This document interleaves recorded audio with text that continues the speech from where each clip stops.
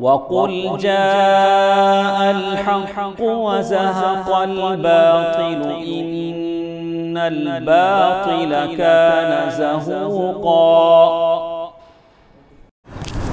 إن الحمد لله نحمده ونستعينه ونستغفره ونعوذ بالله من شرور أنفسنا ومن سيئات أعمالنا من يهده الله فلا مضل له ومن يضلل فلا هادي له وأشهد أن لا إله إلا الله وحده لا شريك له وأشهد أن محمدًا عبده ورسوله.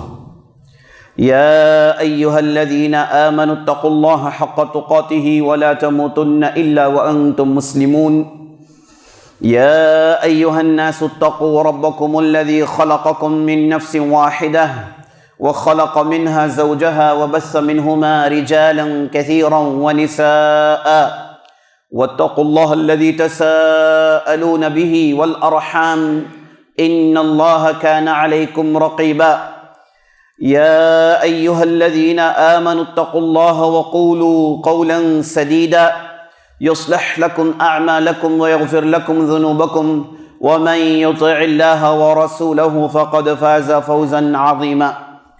أما بعد فإن خير الحديث كتاب الله وخير الهدي هدي محمد صلى الله عليه وسلم وشر الأمور محدثاتها وكل محدثة بدعة وكل بدعة ضلالة وفي رواية وكل ضلالة في النار. فأعوذ بالله السميع العليم من الشيطان الرجيم. إن الله اشترى من المؤمنين أنفسهم وأموالهم بأن لهم الجنة يقاتلون في سبيل الله فيقتلون ويقتلون وعدا عليه حقا في التوراة والإنجيل والقرآن ومن أوفى بعهده من الله فاستبشروا ببيعكم الذي بايعتم به وذلك هو الفوز العظيم. وقال عليه الصلاة والسلام: ثلاث من كن فيه وجد بهن حلاوة الإيمان وإلى آخر الحديث. صدق اللہ ورسولہ صلی اللہ علیہ وسلم. تمام قسم کی تعریفیں و بڑائی و بزرگی اللہ رب العالمین کے لیے ہے جو مالک ارض و سما ہے، خالق کائنات ہے، مدبر حقیقی ہے، خالق حقیقی ہے، مالک حقیقی ہے. لاکھوں کروڑوں درود و سلام و محمد رسول اللہ صلی اللہ علیہ وسلم پر جنہیں اللہ تعالیٰ نے سارے کائنات کے لیے رحمت بنا کر مبعوث کیا. میں بارگاہ یزدی میں دست بدعا ہوں کہ اللہ سبحانہ و تعالی جس طرح ہمیں اس مبارک مجلس میں جمع کیا ہے اسی طرح ہمیں جنت الفردوس میں جمع کریں، آمین یا رب العالمین. جمعوں کی ان مجلسوں کو اسلام کی تعلیمات میں سے ایک بہت ہی اہم حصہ اس لیے بنایا گیا کہ مسلمان اپنا ایمان ان خطبوں کے ذریعے سے تر و تازہ کر لے.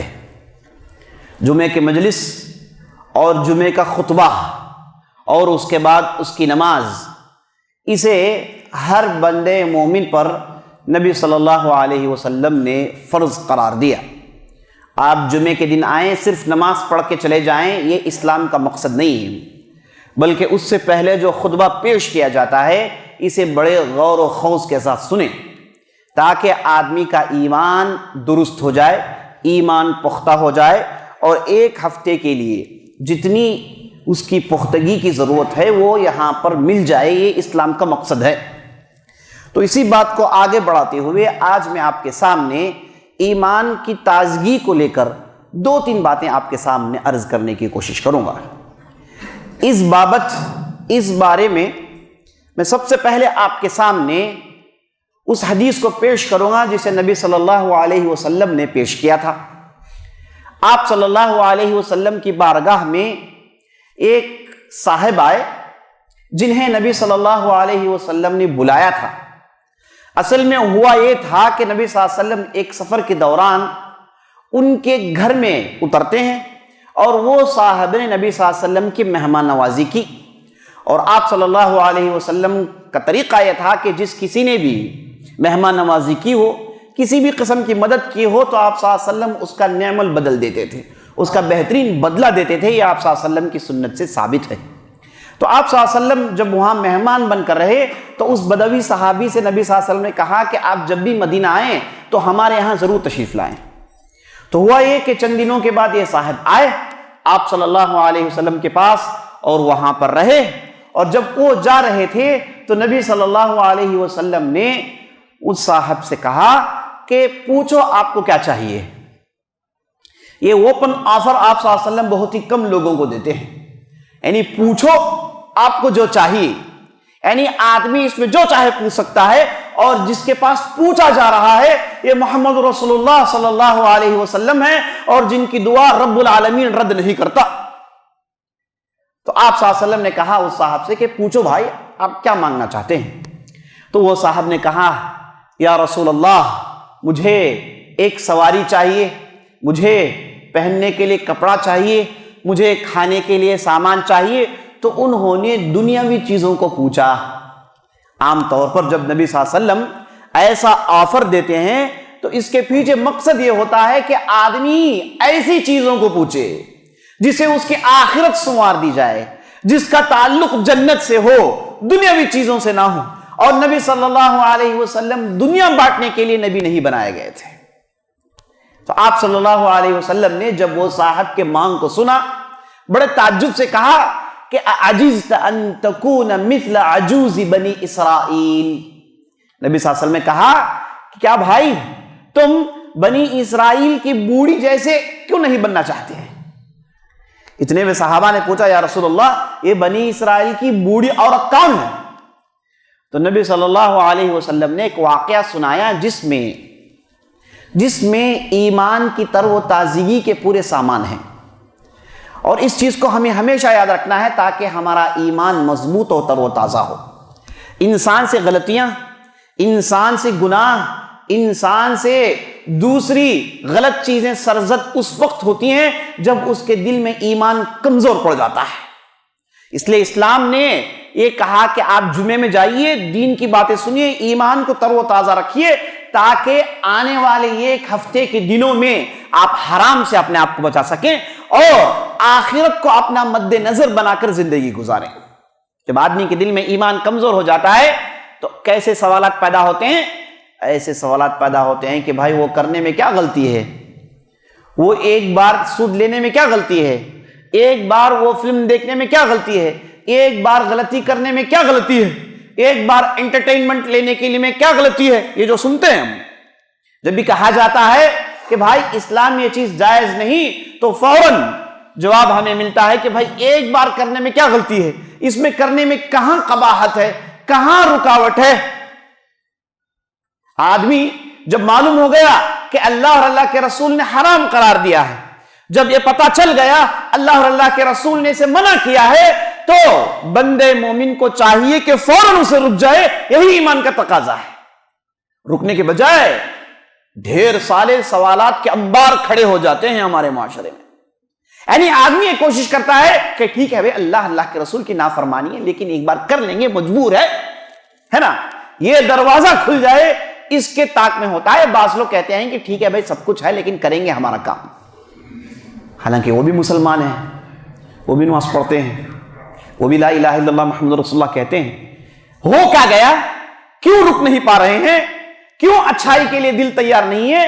تو جان لیجئے کہ ایمان کمزور ہو گیا ہے. ایمان کا جو ڈگری جو ہونی چاہیے اس میں فلکچویشن آ گیا, وہ نیچے اتر گیا ہے. جیسے جیسے ایمان نیچے اتر جاتا ہے آدمی اپنے آپ کو حرام سے روکنے میں دقت محسوس کرتا ہے. یہ جو واقعہ میں آپ کے سامنے عرض کرنے والا ہوں اس میں واقعی ایمان والوں کے لیے ایک بہت بڑا سامان ہے. ہوا یہ نبی صلی اللہ علیہ وسلم کہتے ہیں کہ جب بنی اسرائیل کو لے کر موسیٰ علیہ السلام مصر چھوڑ رہے تھے, اور نبی صلی اللہ علیہ وسلم کہتے ہیں کہ موسیٰ علیہ السلام جب مصر چھوڑ رہے تھے تو موسیٰ علیہ السلام کے پاس بنی اسرائیل کے بعض علماء آئے. آ کر انہوں نے کہا کہ یوسف علیہ السلام نے یہ وصیت کی تھی کہ جب بنی اسرائیل مصر چھوڑو گے تو مجھے میری نعش کو بیت المقدس کے اس مبارک سرزمین میں دفن کرنا. یہ یوسف علیہ السلام کی خواہش اور وصیت تھی, اور یوسف علیہ السلام بھی مصر میں تھے. اور مصر کے وزیر رہے اور مصری میں وفات پائے، اور وہاں سے بنی اسرائیل مصر میں رہنا شروع کر دیتی تھی، جبکہ اس سے پہلے وہ فلسطین کے سرزمین میں رہتے تھے، اور یوسف علیہ السلام کی دلی خواہش تھی کہ وہ واپس فلسطین کو آباد کریں، واپس بیت المقدس کو آباد کریں، یہ ان کی دلی خواہش تھی، لیکن زندگی میں موقع نہیں ملا۔ تو انہوں نے بنی اسرائیل کے پاس یہ وصیت کی تھی کہ میرے نعش کو بیت المقدس کے اس مبارک سرزمین میں دفن کرنا۔ اب لیکن بنی اسرائیل نافرمان قوم، اس نے اس وصیت پر عمل نہیں کیا اور یوسف علیہ السلام کو مصر ہی میں چھوڑ دیا۔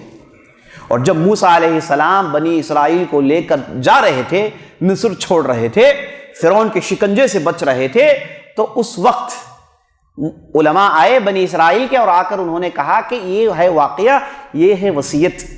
تو یوسف علیہ السلام نے موسیٰ علیہ السلام نے کہا کہ اچھا ایسی بات ہے تو بتاؤ کہاں ہے ان کی قبر، کہاں ہے ان کی نعش؟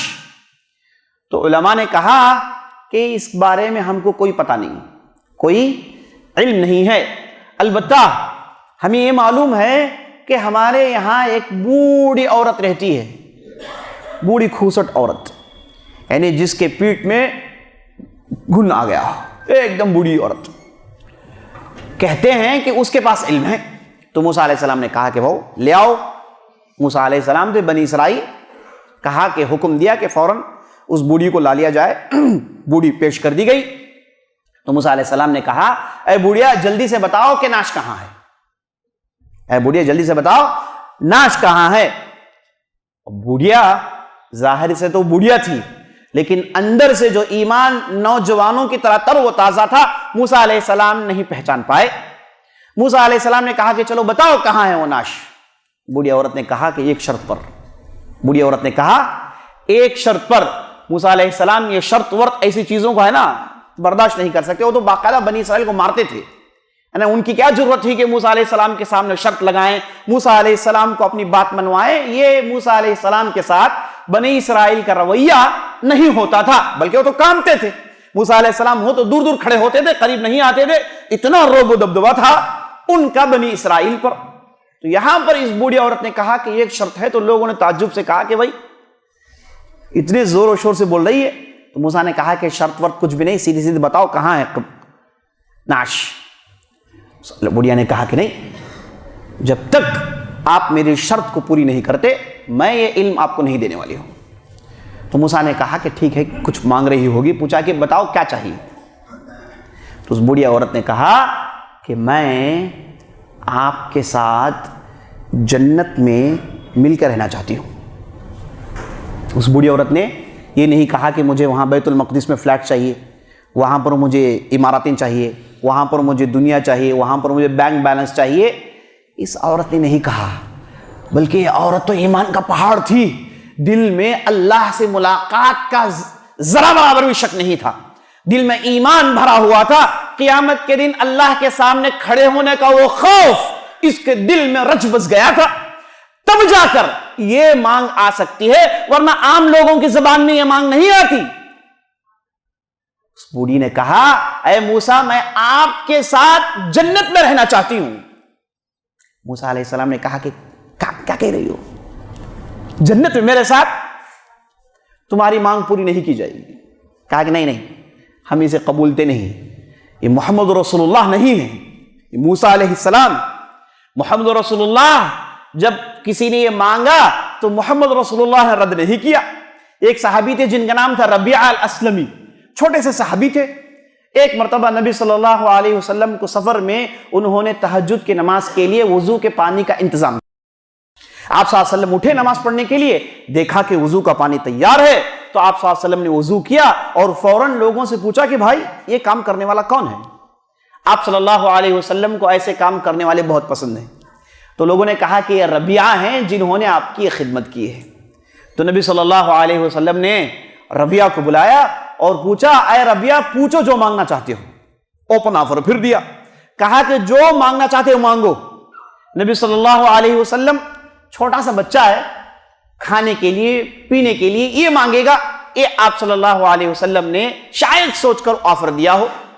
ربیعہ الاسلمی نے کہا کہ امہلنی یا رسول اللہ، آپ مجھے تھوڑی مہلت دیجیے، تھوڑی مہلت دیجیے، زبردست آفر ہے، میں سوچ کر آتا ہوں۔ اور ربیعہ گئے، بعد میں آئے اور آ کر کہا اللہ کے رسول میں نے سوچ لی۔ پوچھا کہ بتاؤ کیا چاہیے؟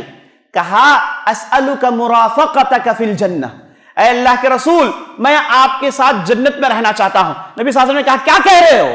او غیر ذالک، اس کے علاوہ کوئی دوسری چیز ہے؟ کھانے کے لیے، پہننے کے لیے، سوار ہونے کے لیے، رہنے کے لیے کوئی دنیاوی غرض نہیں؟ کہا کہ نہیں مجھے وہی چاہیے، میں آپ کے ساتھ جنت میں رہنا چاہتا ہوں۔ اللہ اکبر۔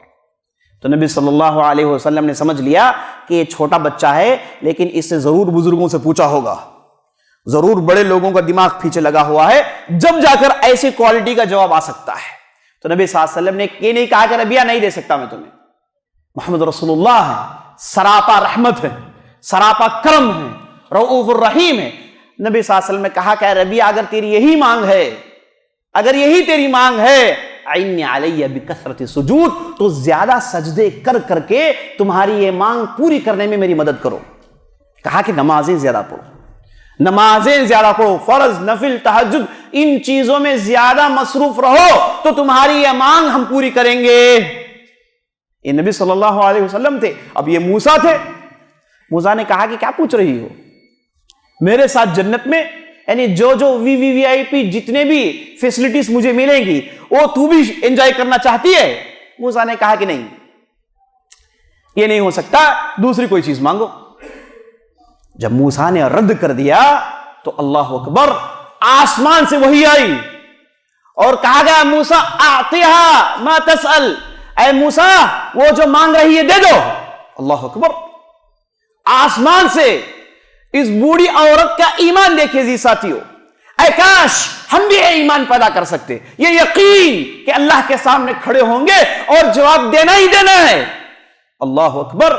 تو اس عورت نے جو مانگ مانگی، اس مانگ کو موسیٰ نے رد کر دیا، جلیل القدر پیغمبر ہے، اولو العزم من الرسل میں سے ہیں۔ آسمان سے وہی آتی ہے کہ اے موسیٰ وہ جو مانگ رہی ہے اس مانگ کو رد مت کرنا، اس مانگ کو پوری کرنا۔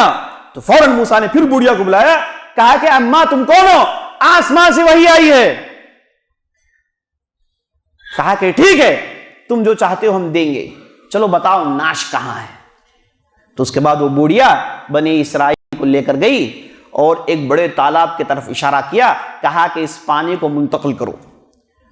لوگوں نے پانی کو منتقل کیا تو ایک زاویے میں، ایک کونے میں اشارہ کر کے بتایا کہ یہاں پر ہے قبر، اسے کھودو۔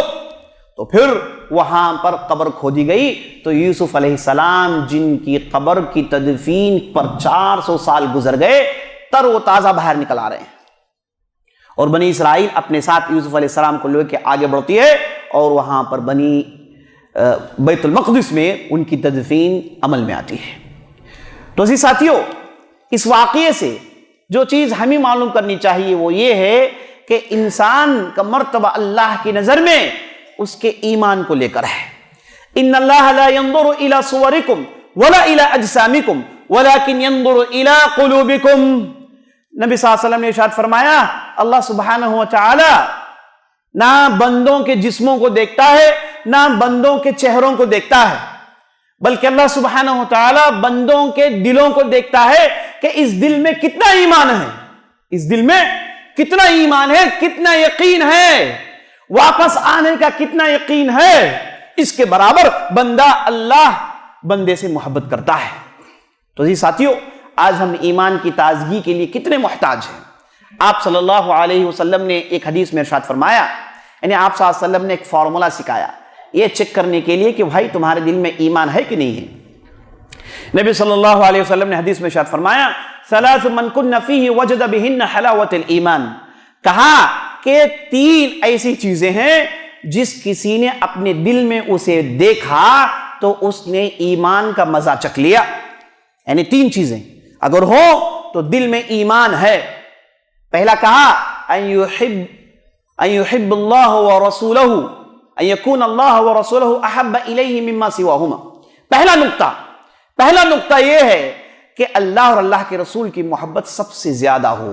ماں باپ، دنیا، دولت، رشتہ دار، بیوی، بچے، سب ثانوی درجہ، سب کا سیکنڈری درجہ، سب سے زیادہ اعلیٰ درجہ اگر ہو تو وہ اللہ اور اس کے بعد اللہ کے رسول کا۔ اگر کسی کے دل میں یہ ہے تو الحمدللہ اس کے دل میں ایمان ہے، اللہ اور اللہ کے رسول پر سب سے زیادہ محبت، بعد میں دنیاوی چیزیں، بعد میں دنیاوی خواہشات، بعد میں اپنی نفس، بعد میں اپنی دوسرے خواہشات۔ یہ پہلا نقطہ۔ دوسرا نقطہ یہ ان يحب المرء لا يحبه الا للہ، کہا کہ آپ کسی سے محبت کرتے ہیں اور آپ کی محبت کی بنیاد صرف یہ ہے کہ میں اللہ کے لیے محبت کرتا ہوں، کوئی دنیاوی غرض حاصل کرنے کے لیے نہیں، پیسے کمانے کے لیے نہیں، کوئی عہدہ لینے کے لیے نہیں، کوئی دوسرا غرض نہیں، فلان کو میں چاہتا ہوں صرف اور صرف اللہ کے لیے۔ یہ ایمان کی دوسری نشانی ہے کہ آپ اللہ کے بندگان سے محبت کریں اللہ کے لیے، اس کے علاوہ کوئی دوسرا مقصد نہ ہو۔ اللہ اکبر۔ جو لوگ اللہ کے لیے محبت کرتے ہیں ان کے تعلق سے جو احادیث آئی ہیں اگر ہم انہیں بیان کرنے لگے تو وقت ساتھ نہیں دے گا۔ تو دوسرا نقطہ یہ ہے کہ آپ کسی سے کوئی محبت کریں، بنیاد یہ ہو کہ اللہ کے لیے آپ نے اسے محبت کی ہے۔ نمبر 3، یکرہ وان یکرہ یعود فی الکفر بعد ان انقذہ اللہ من۔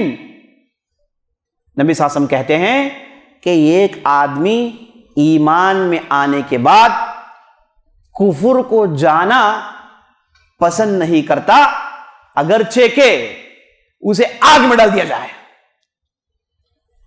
کفر کی طرف واپس جانا پسند نہیں کرتا۔ ایمان میں آ گیا، ایمان دل میں اتر گیا، ایمان میں ڈٹ گیا، اب واپس کفر کی طرف جانا بالکل بھی پسند نہیں، انتہائی نفرت کی نظروں سے دیکھتا ہے۔ یہ ایمان کی نشانی ہے۔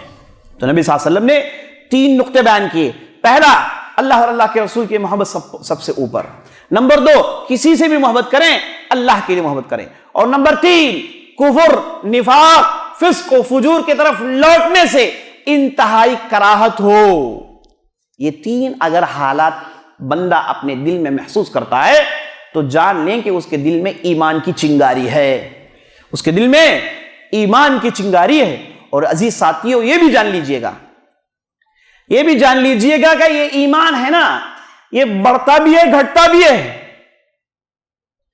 یہ ایمان بڑھتا بھی ہے گھٹتا بھی ہے۔ میں آپ صلی اللہ علیہ وسلم کے ایک صحابی کا واقعہ آپ کے سامنے رکھ دیتا ہوں تاکہ بات کی وضاحت ہو جائے۔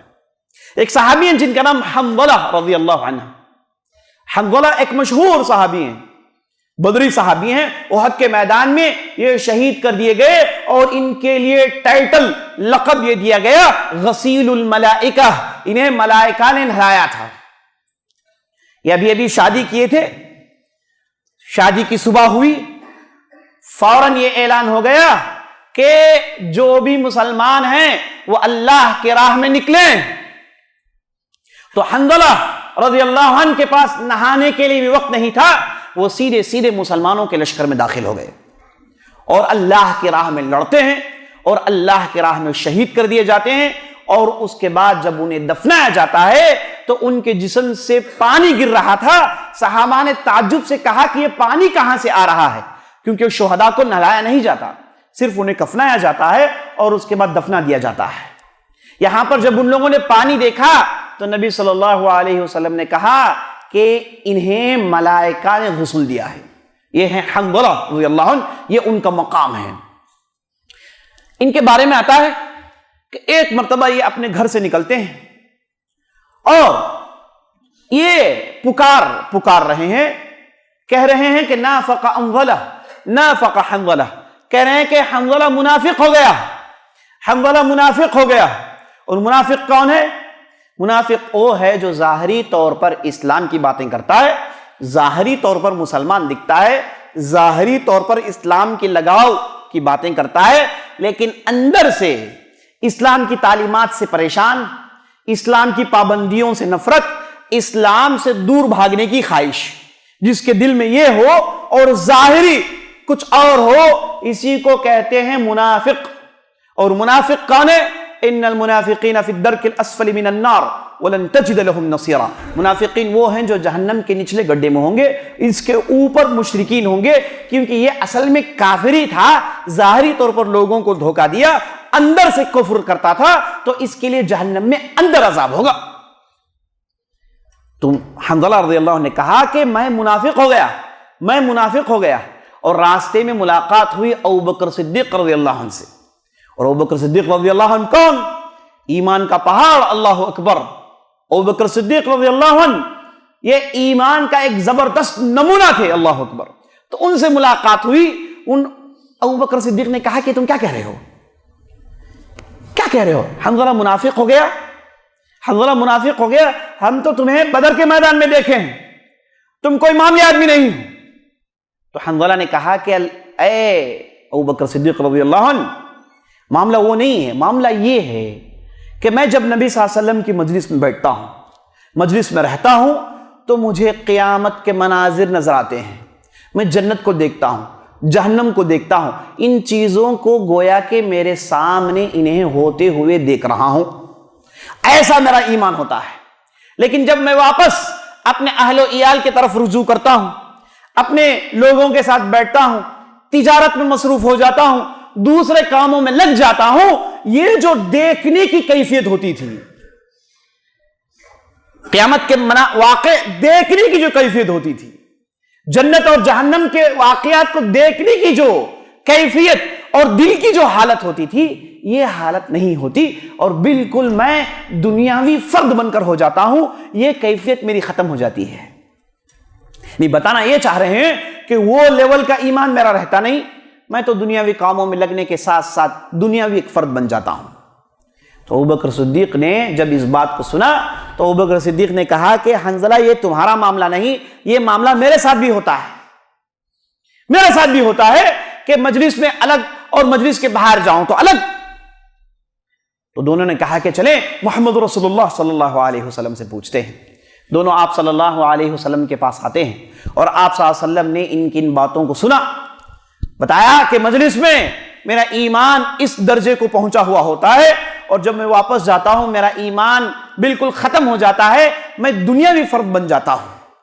تو نبی صلی اللہ علیہ وسلم نے دونوں کے ان باتوں کو سنا، اور اس کے بعد کہا کہ ساعتن فساعہ، ایمان ایسا ہی ہوتا ہے، ایمان ایسا ہی ہوتا ہے جب آدمی کار خیر میں اپنے آپ کو مصروف کرتا ہے، اپنے آپ کو اچھے کاموں میں لگاتا ہے، دینی کاموں میں لگا ہوا رہتا ہے، تو اس کا ایمان بڑھتے رہتا ہے۔ اسی لیے ہم دیکھتے ہیں جس نے 10 روپیہ صدقہ کیا، اس کا دل 100 روپے کرنے کے لیے تیار ہو جاتا ہے، جس نے 100 روپے کیا اس کا دل اور کرنا چاہتا ہے۔ اگر کوئی آدمی خواہش سے نماز پڑھے اور نماز پڑھنا چاہتا ہے، ہوتا کہ نہیں ہوتا ہے؟ یہ اس لیے کہ ایمان بڑھ جاتا ہے، اور جیسے ہی ایمان بڑھتا ہے آدمی کے اندر خیر کا وہ مادہ زیادہ ہو جاتا ہے، خیر کرنے کا جذبہ اور بڑھ جاتا ہے۔ اس کے برعکس جب آدمی برائی کرتا ہے تو ہوتا کیا ہے؟ اسے نیکیوں سے گھبراہٹ ہوتی ہے، نیکیوں سے دور بھاگنا چاہتا ہے، برے لوگوں کے ساتھ اور رہنا چاہتا ہے، اور برا ہونا چاہتا ہے، ہاں، اور غلط سلط کاموں میں مصروف ہونا چاہتا ہے۔ تو یہ ایمان کے گھٹنے کی وجہ سے ہے۔ تو نبی صلی اللہ علیہ وسلم نے کہا کہ بندے مومن کے دل میں کبھی ایمان بڑھتا ہے اور کبھی گھٹتا ہے۔